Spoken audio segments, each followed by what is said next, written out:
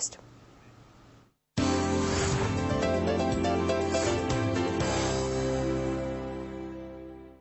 Pulitzer Prize winner and legendary American investigative journalist Seymour Hersh is best known for exposing the My Lai massacre in Vietnam. Since then, his investigations have continued to shake up Washington, from uncovering torture at Abu Ghraib to exposing secret U.S. military operations overseas, to his latest piece, which pokes holes in the commonly held assertion here in Washington that Iran is developing a nuclear weapons program.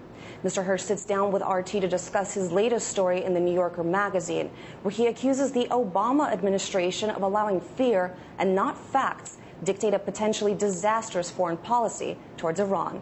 Mr. Hersh, thank you so much for sitting down with us. Based on your investigation, is the United States wrong to assume the worst when it comes to Iran? If the fear is based on the notion that, that somehow Iran has a bomb or is going to get a bomb soon, that's ridiculous, because every bit of evidence they have from their own intelligence community, the people at the top of the American government know there's no weapons there. We've known that for years. We've been looking for years after years after years. We support a sanctions program that's designed to stop. The punishment is it's aimed at stopping the Iranians from doing something we know they're not doing. For me, and as I wrote in the article, the analogy between what they're doing, what Obama's doing with Iran, is very close to what Bush and Dick Cheney, the vice president then, did to Iraq.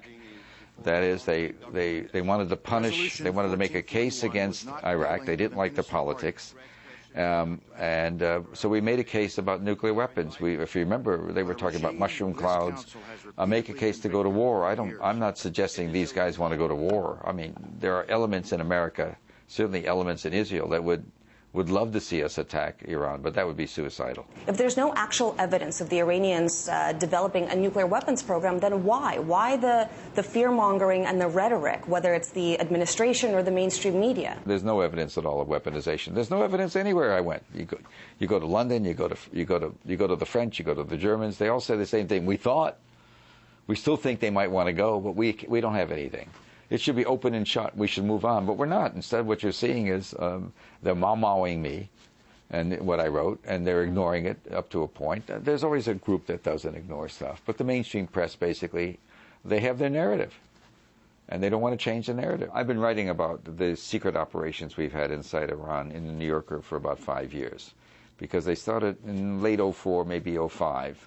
Vice President Cheney was convinced there was a secret facility somewhere underground in Iran. And so our special forces units were going in. We went in through Herat in Afghanistan. We went in through Baluchistan in Pakistan. We've been going into Iran covertly with money and chemicals and support. Chemicals, I mean by plastic bombing, explosive materials. We've been dealing with the Jandela. We've been dealing with the Iranian Kurds, the Azeris, dissident groups inside Iran, with the goal of trying to find neutralizing their weapons program and finding their secret program. We found nada, nothing. And now there's been two internal, what I wrote about in the magazine is there's been two major internal studies known as national intelligence estimates, sort of the most sacrosanct documents we have in our government in terms of assessments. And they both said nothing there. Well, the Obama administration disagrees with your assessment. Oh, yeah. I mean, big deal. I mean, I'm doing my job when the White House is mad at me. I couldn't care less. And by the way, from my point of view, these guys are they're no more straighter with us than the Bush White House was, and that's a shocking thing to say. But they're pretty much the same. Why is the mainstream media not reporting this? I get a lot of stuff from colleagues around the world who are more open than the American press is to its criticism of America. But I asked somebody, one of the guys it was a Boston Globe guy, and who just said something nice to me. I said, well, why don't you write about it? If it's, you don't have to write my story, but pick up on it. He said, well, we're not going to give 2,000 words to the New Yorker. So you do talk about, there is now a sense with the internet and everybody competing for the fewer and fewer dollars that are out there, there is a sense of economic competitiveness too. But that's only part of it. The real issue is, the underlying main theme is the White House controls things in a way that they always do. And this White House is just as interested in controlling things. And when somebody like me comes out, you just kick me around, that's all. And it's easy to do because everybody's very eager. What you don't get now is You get perfectly professional stories representing the view of the administration, but they're not getting anybody on the inside who's telling them a different story. And so we're stuck. We're stuck with the major newspapers reporting pretty much what the administration wants. And so when somebody like me goes up against them, it's the same story that happens on this story. It's happened in every story I've done since 9/11, really, every good one. What? So why is it that you come out with a piece that says Iran is not the threat that it's made out to be, and you're suddenly considered a heretic? It's not about me. It's almost institutional. As I said, they have a narrative. And the narrative is, Iran's bad. They're making bombs. Even if we can't find it, we know it must be there. Right? They're evil people. And so what's the consequence for the American public if they're not aware of this? Most American public is right there with 24-hour cable, more interested on, you know, on the latest stupid things some congressman did with the internet, and which is chronic and goes all the time. Has the United States taken the right course in responding to the so-called Arab Spring? You know, we have such a, we view everything through an American prism.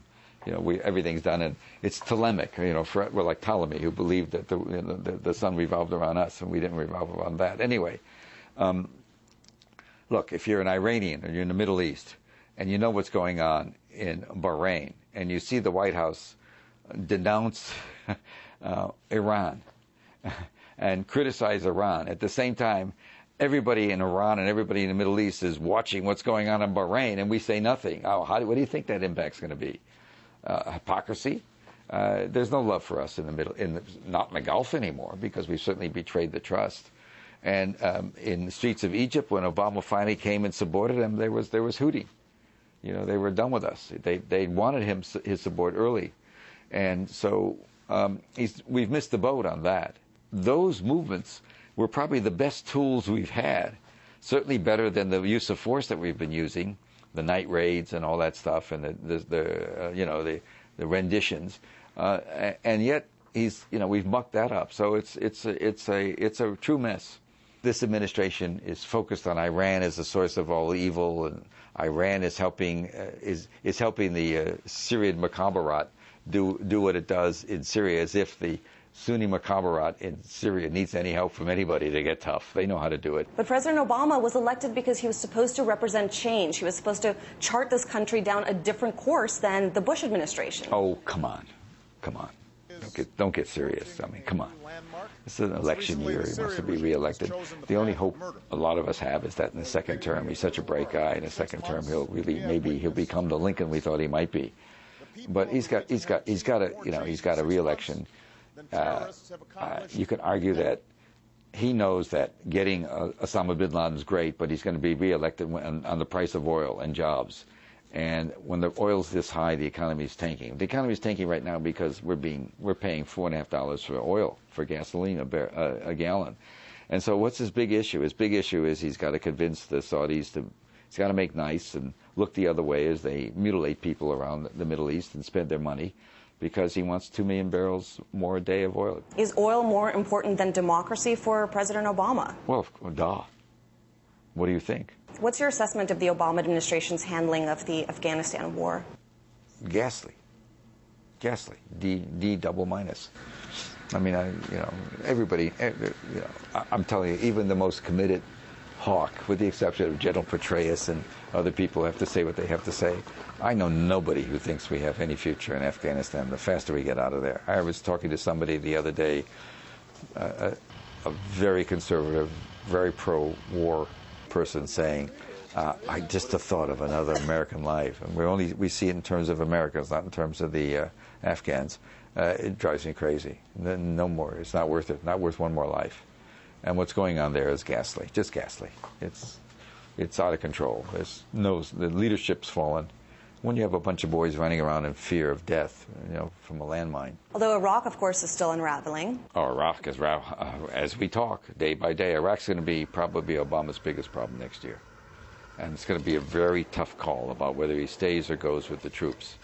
If he keeps troops there, he's got Muqtada Sadr and the more extreme Shia going after us. It's going to be bad.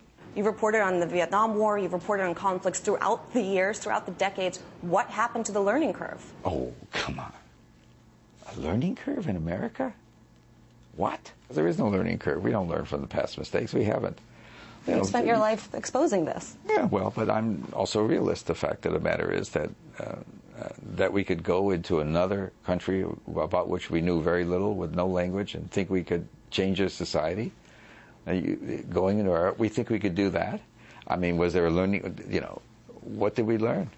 What did we learn from Vietnam? We went into Grenada. We couldn't even win that one very well. You know, that was sort of silly. So there was an improvement in the press. I think when Ronald Reagan went into Nicaragua, Salvadorian, there was more criticism.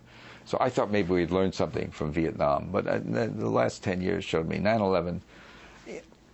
Part of it was America wanted payback. We were scared.